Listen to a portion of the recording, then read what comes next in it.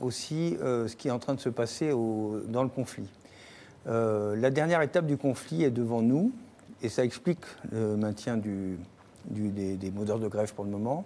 C'est qu'il y a une conférence tripartite des partenaires sociaux de l'État et des syndicats qui est convoquée par le gouvernement pour régler la dernière étape de la réforme, qui est enfin ce qui va y avoir des négociations pour une convention collective du rail qui permettra de régler le problème des agents de la SNCF qui passeraient à la concurrence. C'est très important pour les syndicats.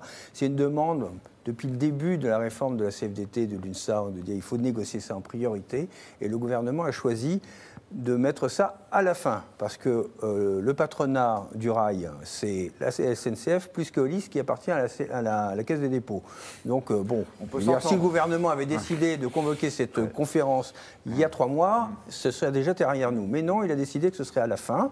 Ce sera donc le 15 juin, 3 jours avant le bac. Et moi, je fiche mon billet que la CFDT et l'UNSA sortiront de cette négociation tripartite en disant nous avons un rendez-vous en septembre avec les patrons qui ont, enfin avec les patrons, c'est-à-dire avec l'État et l'État, puisque c'est l'État et la Caisse des dépôts, et avec qui nous pourrons enfin discuter de cette, nous allons enfin avoir une convention collective, ce qui était le but de notre entrée dans le mouvement. Et je pense que la CFDT, la CFDT et l'INSEE, c'est pour ça qu'il y a déjà le signal de la part du patron de la CFDT.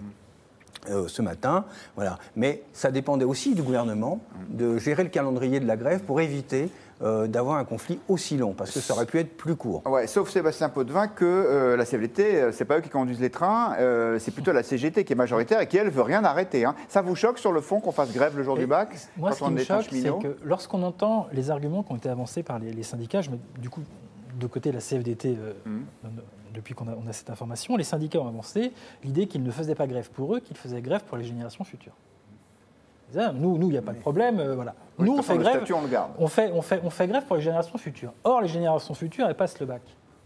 Et elles ne pourront pas le faire. Alors, on ne connaît pas quel sera l'impact réel, parce qu'il ne faut pas non plus... Il y a combien de lycéens Exactement. qui prennent le train pour aller passer le bac? Franchement, c'est quoi les proportions? En région parisienne, il y a des gens qui prennent le RER. Mais voilà, il y a y compris des professeurs qui ils ont pas etc. une voiture. Mais c'est une question de principe. Oui, c'est-à-dire qu'on ne peut pas à la fois mettre en avant cet argument-là et le jour du bac. Voilà. Donc moi, je suis assez dans la position de la CFDT, de dire qu'à un moment ou à un autre, voilà, il faut savoir se positionner différemment.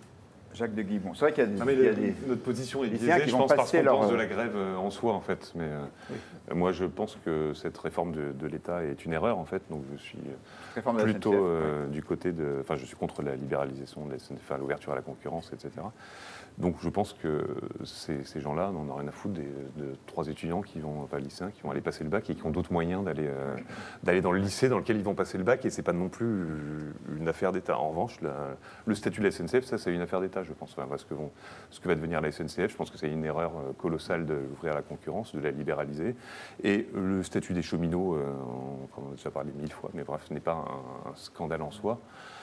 Madame Florence Parly est beaucoup plus un scandale en soi, qui est aujourd'hui ministre de la Défense et qui était payée 52 000 €, c'est Marianne qui l'a révélé, quand elle était dans la direction stratégique de la SNCF. Et la dette de la SNCF aujourd'hui, c'est les choix stratégiques qui ont été faits, c'est pas le salaire des cheminots. Enfin bref, on va refaire le truc, mais moi je m'en fiche en fait qu'ils soient en grève le jour du bac, voilà, c'est tout. D'accord. Bon, alors peut-être que vous êtes trop jeune, des enfants en âge de passer le bac. Oui, mais ça m'aurait arrangé de ne pas aller passer le bac. Mais... Ah oui, en fait c'est une espèce de vengeance. Alors, Marie-Christine nous dit, ont-ils prévu des bus pour prendre ceux qui doivent passer le bac? Écoutez, à ce jour, je l'ignore. Nous l'ignorons, je pense. Faut pas charrier, nous dit la CGT et Sud, sont en train de démontrer qu'ils sont de véritables irresponsables. Ils ont perdu, mais ne savent pas comment s'arrêter. Marie nous dit, l'autocentrisme des syndicats me met hors de moi. Et sur Twitter, on vous demande, est-ce que les syndicats ont raison de continuer la grève pendant le bac? Eh bien, vous êtes 76% à considérer que non. Et quelque chose me dit, Fergan Naziari, que vous allez être d'accord avec les internautes qui nous suivent. En tout cas, cette grève aura quelque chose de positif, c'est qu'elle finira de convaincre les Français que le monopole est quelque chose qui, aujourd'hui, effectivement, nous rend captifs et otages, justement, des monopoleurs. Aujourd'hui, moi, je voudrais juste prendre l'exemple d'Air France, qui cette compagnie fait grève aussi depuis quelques semaines maintenant. Alors Air France, là, ils faisaient grève. Et donc, ce qui était drôle, c'est qu'avec Air France, on suit un peu de la grève dans la mesure où eux sont déjà soumis à la concurrence. Donc finalement, on pouvait s'accommoder de leur grève, ça ne gênait pas. Les gens ne prennent pas l'avion tous les jours non plus pour aller travailler. Alors je pense qu'aujourd'hui, l'ouverture à la cette grève, elle confirme la nécessité d'ouvrir à la concurrence justement pour que les Français aient plus de choix. Jacques de Guibon évoquait tout à l'heure que les étudiants peuvent se rendre dans leur lycée par d'autres moyens. Effectivement, c'est bien la pluralité de choix. C'est très bien d'avoir une pluralité de choix. Plein de prendre un carte Macron. Ils ne sont pas tous assez riches pour avoir une voiture, pour aller passer le bac. Est-ce que les Français soutiennent l'ouverture à la concurrence? Je ne sais pas.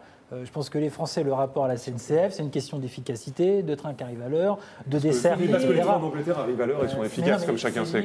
On va y gagner, c'est sûr. C'est bien pour ça que je ne suis pas certain que les Français soutiennent ce que le gouvernement met en avant sur la question de l'ouverture à la concurrence. À mon avis, c'est bien autre chose. Et c'est là où il ne faut pas se tromper dans les conclusions que l'on a d'un soutien à ce... Aujourd'hui, il va réclamer le retour au monopole d'Air France. Qui, sur cette table, réclame le retour à ce monopole? On est tous aujourd'hui conscients que cette concurrence, elle a des effets bénéfiques. Non, mais attendez, il y a une différence. Le rail, c'est un monopole naturel. On ne va pas mettre deux fois des rails. Donc on voit très bien. Attendez, laissez-moi. Oui, non, je sais. Attendez, je ne suis pas non plus obtus. Je sais que ça peut marcher. Moi, là où je n'ai pas confiance, j'ai assez peu confiance dans l'élite française qui gouverne et qui est dans les ministères. Dans sa capacité de générer un bon système de concurrence dans ce pays. Ce qu'on a vu sur la privatisation des concessions d'autoroutes, c'est que le contribuable paye beaucoup et que les sociétés concessionnaires gagnent énormément, que ces sociétés concessionnaires sont d'énormes groupes. Et de toute façon, ceux qui viendront sur le rail, ce sont tous des groupes d'État. C'est-à-dire qu'on aura la SNCF et Keolis, et Veolia, et la Deutsche Bahn, et Trenitalia. Nous n'aurons que des entreprises d'État, que des monstres qui viendront sur ce secteur, sur ce marché. Parce que personne d'autre n'est capable, c'est énormément capitalistique, personne d'autre n'est capable. Donc la concurrence libre, oui. Alors les télécoms, les dernières choses sur les télécoms, ce que nous avons vu, c'est à quel point l'Europe, qui est effectivement la région du monde la plus libéralisée en matière de marché de télécoms, et c'est fait totalement dépassé par les États-Unis d'un côté sur les nouvelles technologies, et c'est un vrai rapport, c'est-à-dire dans l'incapacité d'avoir des investissements forts. Qu'est-ce qui se passe? C'est que toutes les nouvelles technologies sont américaines ou chinoises. Et nous sommes en train de devenir une colonie. Alors là, pour le coup, vous allez voir ce que ça va donner. Nous sommes en train de devenir une véritable colonie. Je suis obligé de vous couper la parole, et croyez-moi, ça me désole alors que vous exprimez des points de vue différents, mais même si les trains n'arrivent pas toujours à l'heure en France, point de vue se termine à l'heure. Merci à tous les quatre d'avoir participé à ce rendez-vous. Très bon week-end à tous. Point de vue revient. J'aurai le plaisir de vous retrouver à 17h10 lundi prochain. Très bon week-end.